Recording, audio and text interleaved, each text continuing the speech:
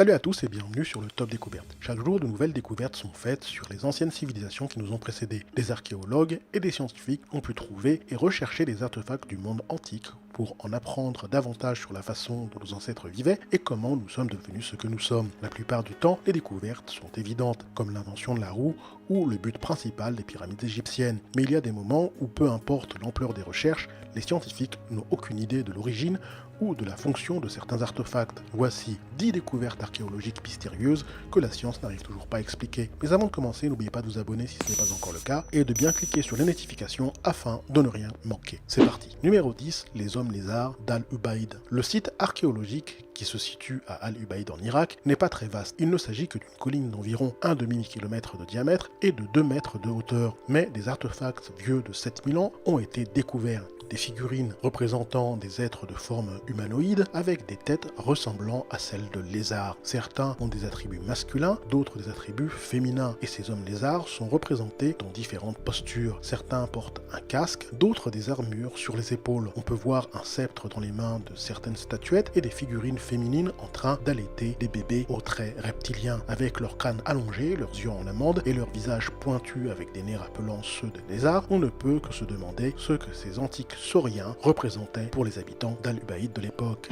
Numéro 9, Mohenjo-Daro. Ce site constitue un véritable mystère, affirment les archéologues qui auraient juré avant la découverte de Mohenjo-Daro qu'aucune véritable civilisation n'avait pu exister dans la vallée de l'Indus au Pakistan il y a environ 4500 ans. Depuis 1921, une succession de découvertes dont la cité d'Harappa puis celle de Mohenjo-Daro ont prouvé l'existence d'une culture jusqu'alors inconnue. La civilisation de la vallée de l'Indus a inventé une écriture à ce jour indéchiffrée et a manifestement marqué la culture indienne, mais le plus grand mystère reste l'abandon de ces cités et la disparition de cette civilisation. Certains y attribuent une intervention extraterrestre. Numéro 8, la ville souterraine d'Erinkuyu. Voici encore un exploit incroyable du génie antique. Il y a des milliers d'années, les anciens ont creusé des centaines de mètres dans la terre, construisant l'une des plus grandes cités souterraines sur Terre. Cette incroyable ville souterraine a depuis sa découverte défié les perspectives et les théories des archéologues et des ingénieurs. Beaucoup de mystères se cachent dans cette ville souterraine. Personne n'a pu comprendre pourquoi et comment elle a été construite, alors que certains auteurs indiquent qu'elle a été créée pour protéger ses habitants du changement climatique, des températures extrêmes ou même de la guerre. D'autres pensent que son but est beaucoup plus énigmatique.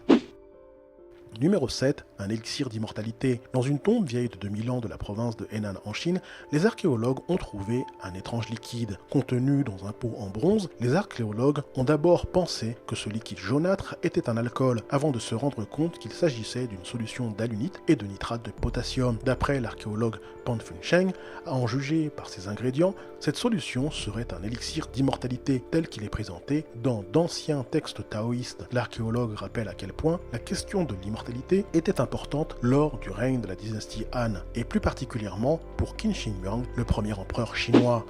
Numéro 6, la Dame du trône à cornes. Un étrange artefact a été trouvé dans la vallée de l'Indus, qui se trouve aujourd'hui au Pakistan. Ce vestige porte le nom de Dame du trône à pointe. L'objet, qui date d'environ 2700 ans avant notre ère, représente une femme en position de pouvoir assise sur un trône à pointe, dans ce qui a été décrit comme un bateau ou un char à tête de taureau. Elle et son équipage présentent des caractéristiques inhabituelles, notamment de grands yeux en amande, des têtes ou des coiffes allongées et des nez en forme de bec. L'avant du navire est la tête d'un taureau. L'artefact ne ressemble à rien de ce qui n'a jamais été trouvé à ce jour et les experts sont incapables d'en expliquer le sens. L'absence d'informations sur la provenance et le contexte archéologique de l'artefact a rendu difficile la détermination de son origine et de sa destination véritable. Numéro 5, White Shaman. L'ancienne tribu Huichol des Amérindiens du sud-ouest du Texas s'adonnait au dessin dans les grottes et les canyons. En raison de leur éloignement, ils ont pu se tenir à l'écart des Européens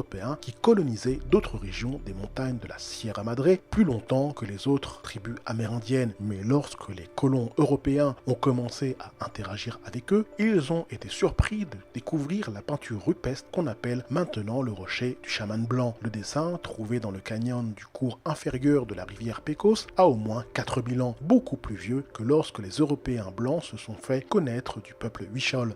Alors pourquoi les Huichol peindraient-ils un très grand portrait de chaman blanc de 7 mètres de haut, ceci reste un mystère. Numéro 4, Saqqara Brahe. Cet important site archéologique est situé sur les Orcades, l'un des archipels du nord de l'Écosse, enfoui jusqu'à la moitié du 19e siècle. Ce village néolithique est remarquablement préservé, surtout lorsqu'on sait qu'il a été construit il y a plus de 5000 ans, soit bien avant les pyramides égyptiennes. Suite à de violentes tempêtes, il réapparaît aux yeux de tous en 1850.